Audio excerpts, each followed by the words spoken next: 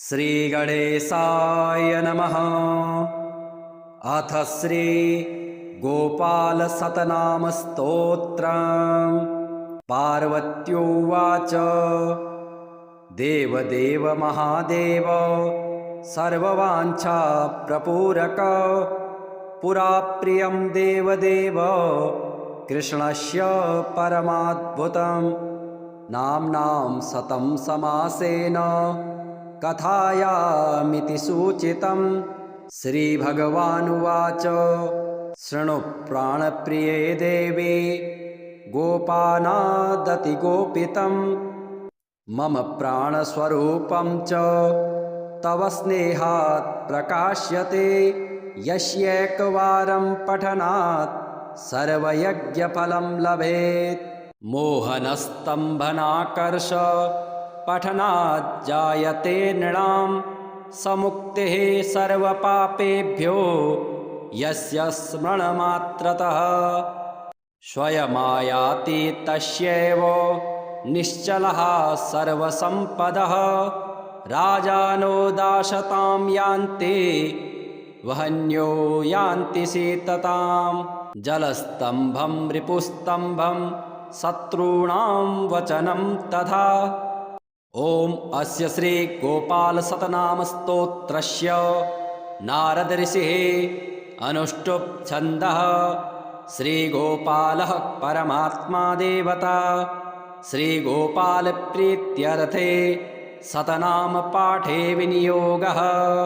ओम गोपालो गोपतिर्गोप्ता गोविंदो गोकुलप्रियः गंभीरो गगनो गोपी प्राणभृत् प्राणधारकः।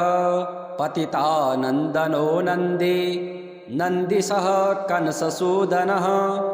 नारायणो नरत्राता नरकार्णवतारकः। नवनीतप्रियो नेता नवीन घनसुन्दरः। नवबालकवात्सल्यो ललितानन्दतत्परः। पुरुषार्थप्रदः प्रेम प्रवीणः परमाकृतिः।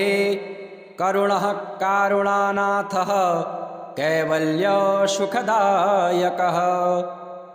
कदम्बकुसुमावेशी कदम्बवनमन्दिरः।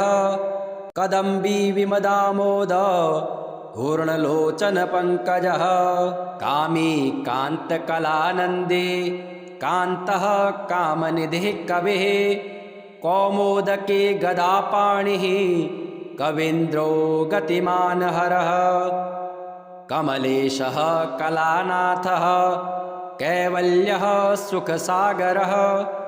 केशवः केशिहा केशः कलिकल्मषनाशनः।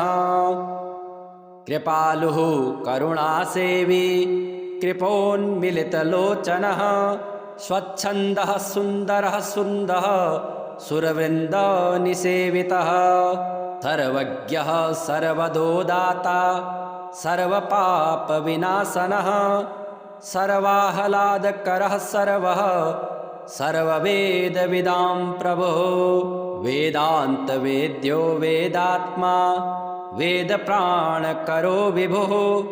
विश्वात्मा विश्वविद्विश्व प्राणदो विश्ववन्दितः। विश्वेशः समनस्त्राता विश्वेश्वरसुखप्रदः। विश्वदो विश्वहारी च पूरकः करुणानिधिः। धनेशो धनदो धन्वी धीरो धीरजनप्रियः। धरासुखप्रदो धाता दुर्धरान्तकरोधरः। रमानाथो रमानन्दो रसज्ञो हृदयास्पदः। रसिको रासदो राशि रासानन्दकरो रसः। राधिका राधितो राधा प्राणेशः प्रेमसागरः।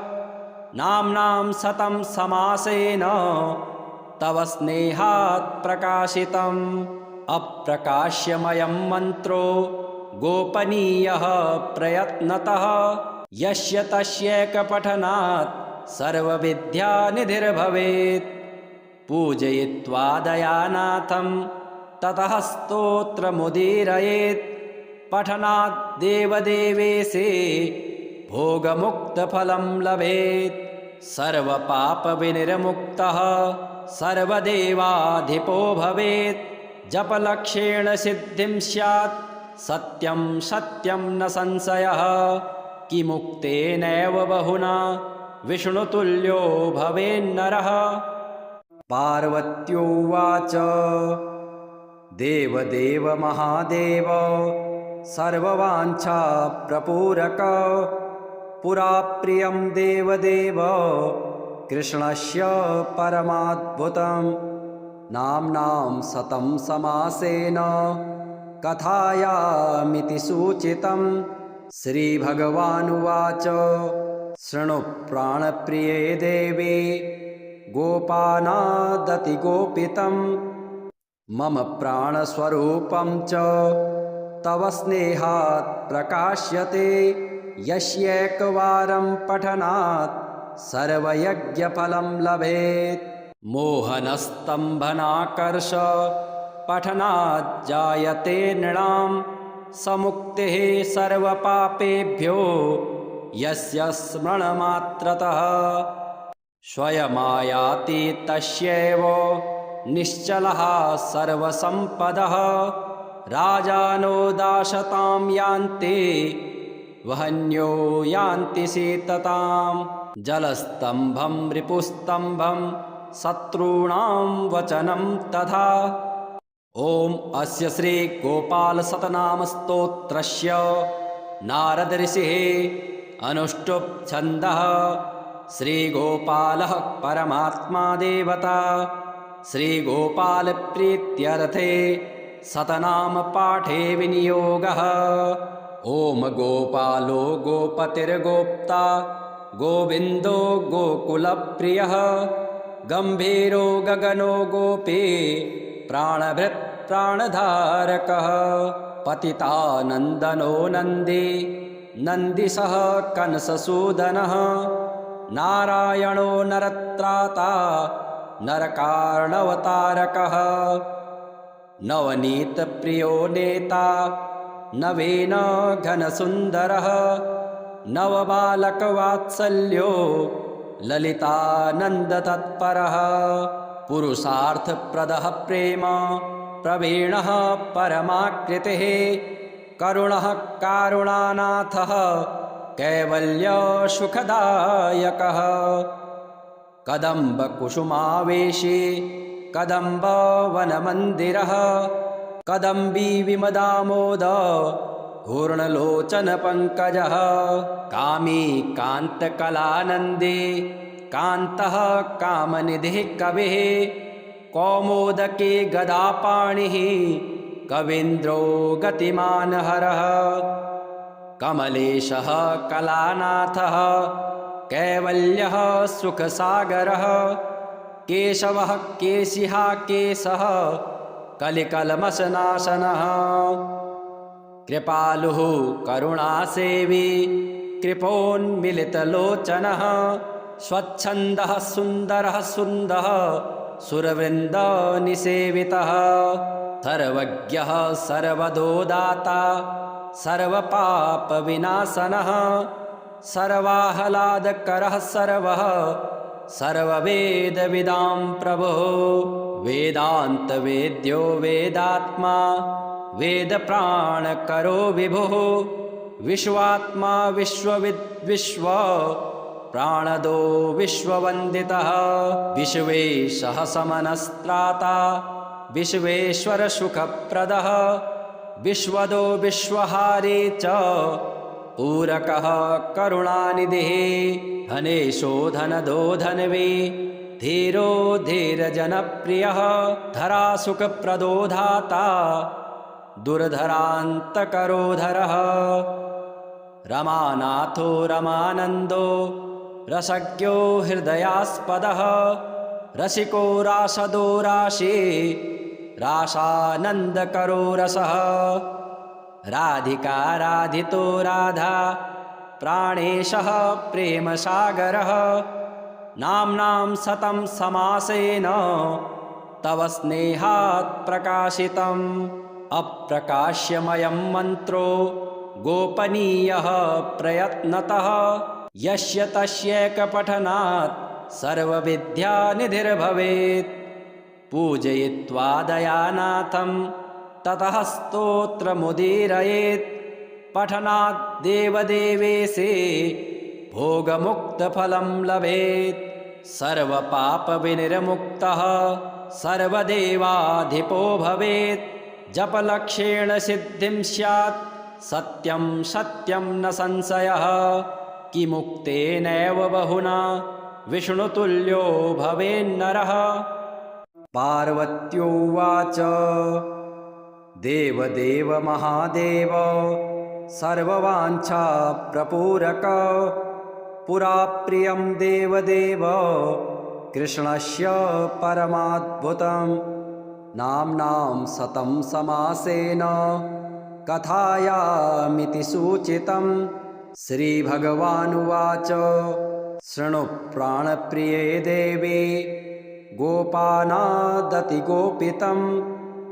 मम प्राणस्वरूपं च तव स्नेहात् प्रकाश्यते यस्यैकवारं पठनात् सर्वयज्ञफलं लभेत् मोहनस्तम्भनाकर्ष पठनात् जायते नृणां समुक्तिः सर्वपापेभ्यो यस्य स्मरणमात्रतः स्वयमायाति तस्यैव निश्चलः सर्वसम्पदः राजानो दाशतां यान्ति वहन्यो यान्ति शीततां जलस्तम्भं रिपुस्तम्भं शत्रूणां वचनं तथा।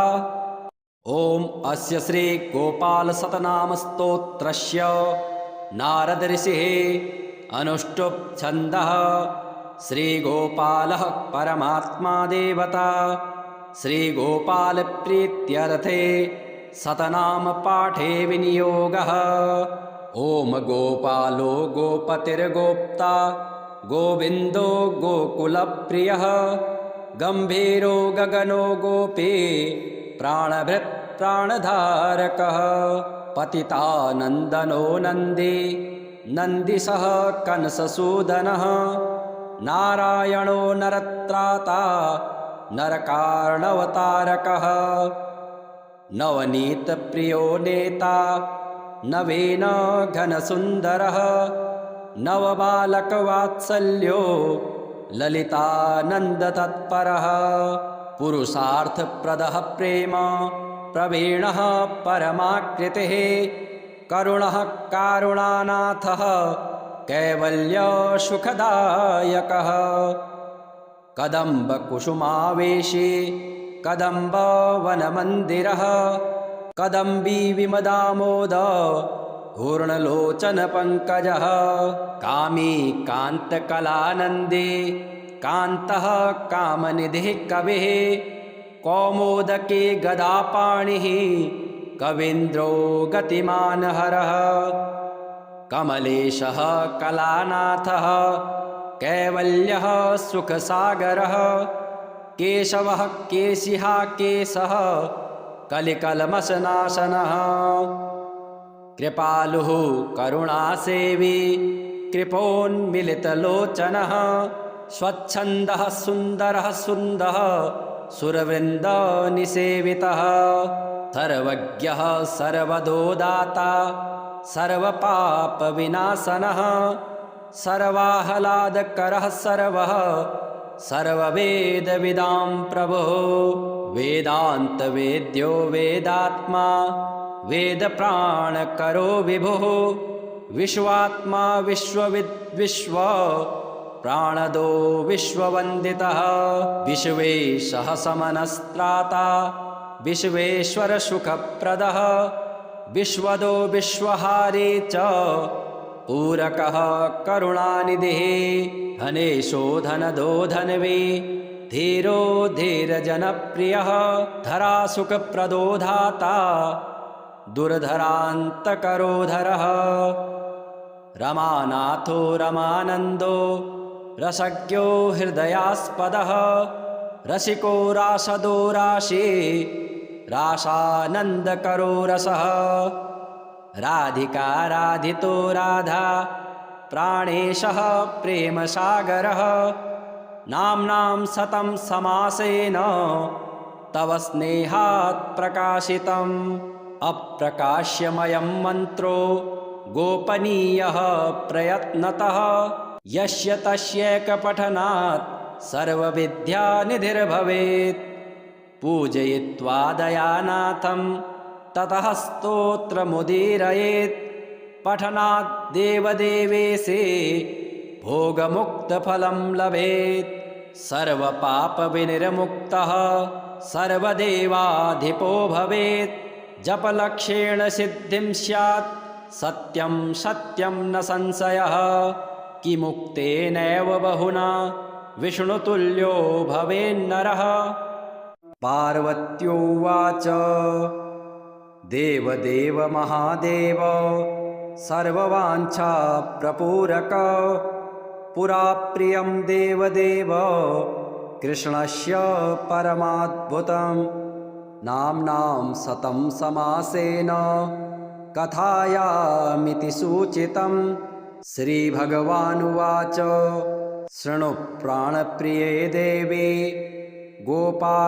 गोपानादतिगोपितं मम प्राणस्वरूपं च तव स्नेहात् प्रकाश्यते यस्यैकवारं पठनात् सर्वयज्ञफलं लभेत् मोहनस्तम्भनाकर्ष पठनात् जायते नृणां समुक्तिः सर्वपापेभ्यो यस्य स्मरणमात्रतः स्वयमायाति तस्यैव निश्चलः सर्वसम्पदः राजानो दाशतां यान्ति वहन्यो यान्ति शीततां जलस्तम्भं रिपुस्तम्भं शत्रूणां वचनं तथा ॐ अस्य श्रीगोपालशतनामस्तोत्रस्य नारदऋषिः अनुष्टुप् छन्दः श्रीगोपालः परमात्मा देवता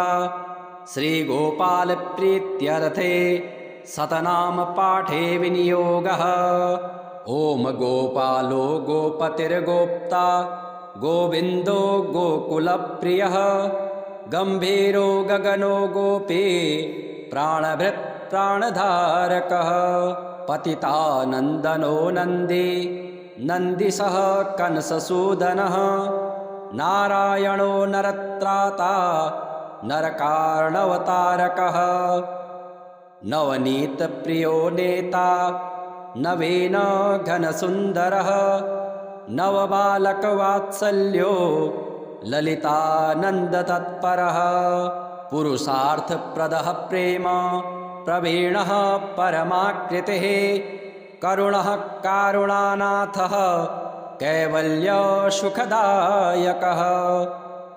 कदम्बकुसुमावेशी कदम्बवनमन्दिरः कदम्बी विमदामोद पूर्णलोचनपङ्कजः कामी कान्तकलानन्दी कान्तः कामनिधिः कविः कौमोदकी गदापाणिः कवीन्द्रो गतिमानहरः कमलेशः कलानाथः कैवल्यः सुखसागरः केशवः केशिहा केशः कलिकल्मषनाशनः कृपालुः करुणासेवी कृपोन्मिलितलोचनः स्वच्छन्दः सुन्दरः सुन्दः सुरवृन्दनिसेवितः सर्वज्ञः सर्वदोदाता सर्वपापविनाशनः सर्वाह्लादकरः सर्वः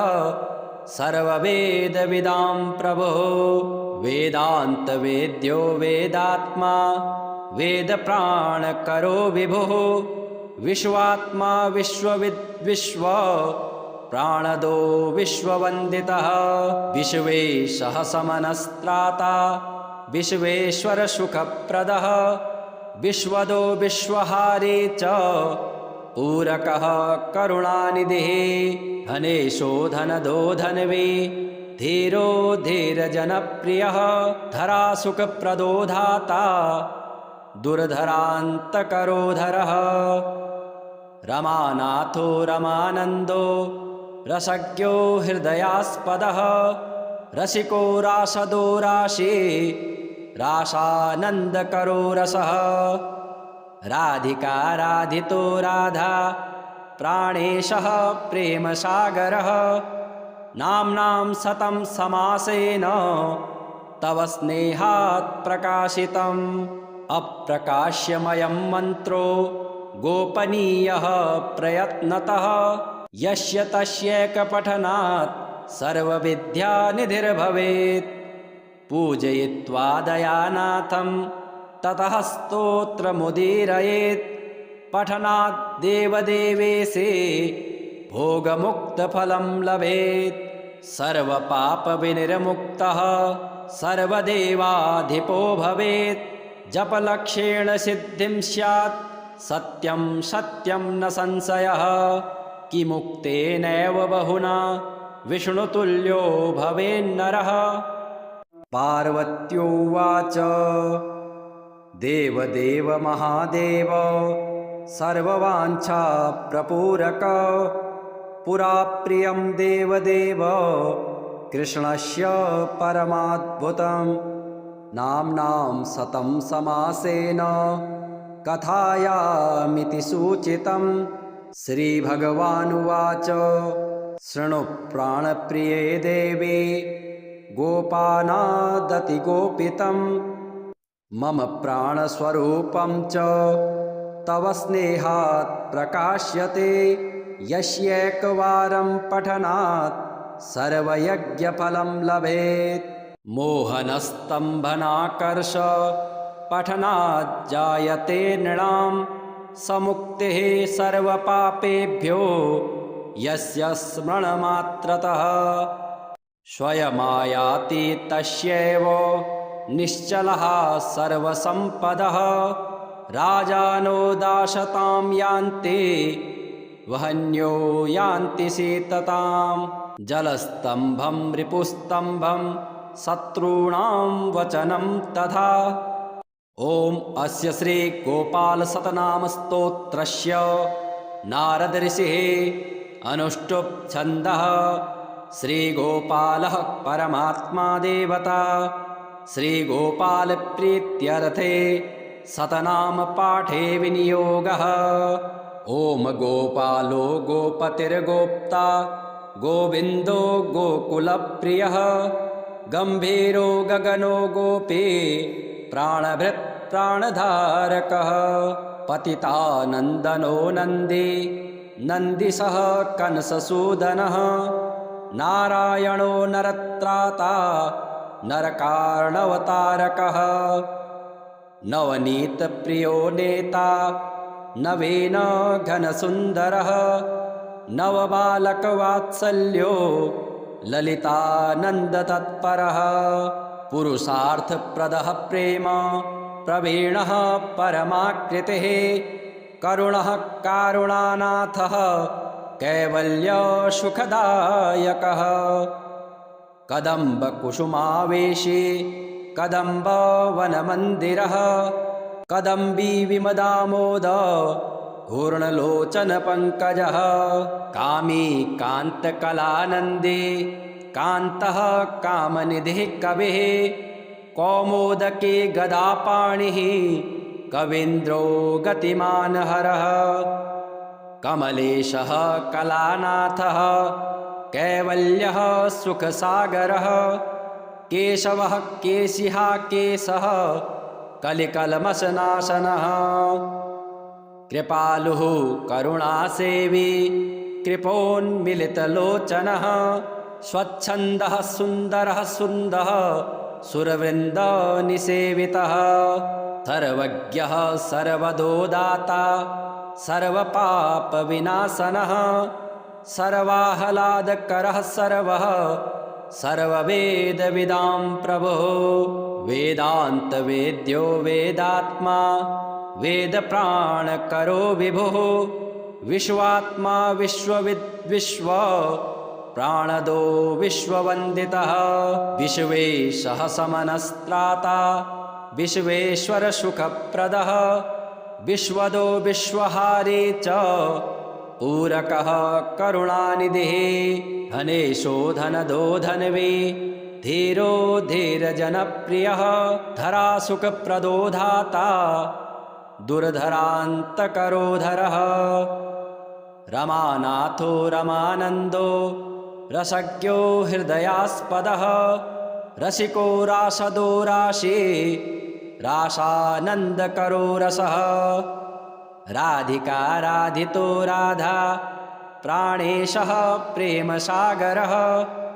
नाम्नां सतं समासेन तव स्नेहात् प्रकाशितम् अप्रकाश्यमयं मन्त्रो गोपनीयः प्रयत्नतः यस्य तस्यैकपठनात् सर्वविद्यानिधिर्भवेत् पूजयित्वा दयानाथं ततः स्तोत्रमुदीरयेत् पठनात् देवदेवेशे भोगमुक्तफलं लभेत् सर्वपापविनिर्मुक्तः सर्वदेवाधिपो भवेत् जपलक्षेण सिद्धिं स्यात् सत्यं सत्यं न संशयः किमुक्तेनैव बहुना विष्णुतुल्यो भवेन्नरः पार्वत्योवाच देवदेव महादेव सर्ववाञ्छाप्रपूरक पुरा प्रियं देवदेव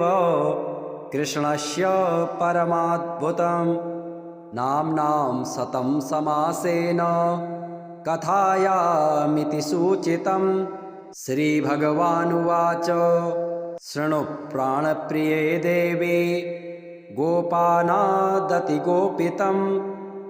मम प्राणस्वरूपं च तव स्नेहात् प्रकाश्यते यस्यैकवारं पठनात् सर्वयज्ञफलं लभेत् मोहनस्तम्भनाकर्ष पठनात् जायते नृणां समुक्तिः सर्वपापेभ्यो यस्य स्मरणमात्रतः स्वयमायाति तस्यैव निश्चलः सर्वसम्पदः राजानो दाशतां यान्ति वहन्यो यान्ति शीततां जलस्तम्भं रिपुस्तम्भं शत्रूणां वचनं तथा ॐ अस्य श्रीगोपालशतनामस्तोत्रस्य नारदऋषिः अनुष्टुप् छन्दः श्रीगोपालः परमात्मा देवता श्रीगोपालप्रीत्यर्थे शतनामपाठे विनियोगः ॐ गोपालो गोपतिर्गोप्ता गोविन्दो गोकुलप्रियः गम्भीरो गगनो गोपी प्राणभृत् प्राणधारकः पतितानन्दनो नन्दी नन्दिसः कंससूदनः नारायणो नरत्राता नरकार्णवतारकः नवनीतप्रियो नेता नवीन घनसुन्दरः नवबालकवात्सल्यो ललितानन्दतत्परः पुरुषार्थप्रदः प्रेम प्रवीणः परमाकृतिः करुणः कारुणानाथः कैवल्यसुखदायकः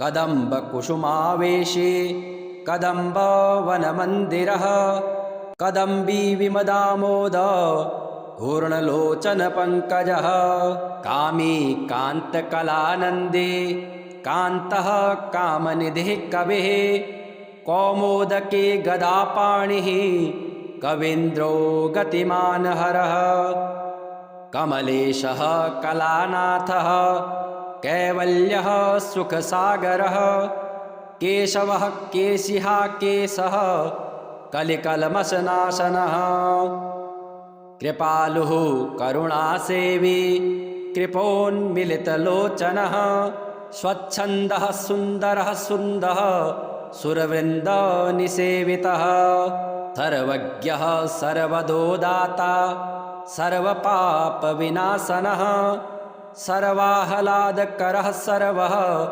सर्ववेदविदां प्रभुः वेदान्तवेद्यो वेदात्मा वेदप्राणकरो विभुः विश्वात्मा विश्वविद्विश्व प्राणदो विश्ववन्दितः विश्वेशः समनस्त्राता विश्वेश्वरसुखप्रदः विश्वदो विश्वहारी च पूरकः करुणानिधिः धनेशो धनदो धन्वी धीरो धीरजनप्रियः धरासुखप्रदो धाता दुर्धरान्तकरोधरः रमानाथो रमानन्दो रसज्ञो हृदयास्पदः रसिको रासदो राशि रासानन्दकरो रसः राधिका राधितो राधा प्राणेशः प्रेमसागरः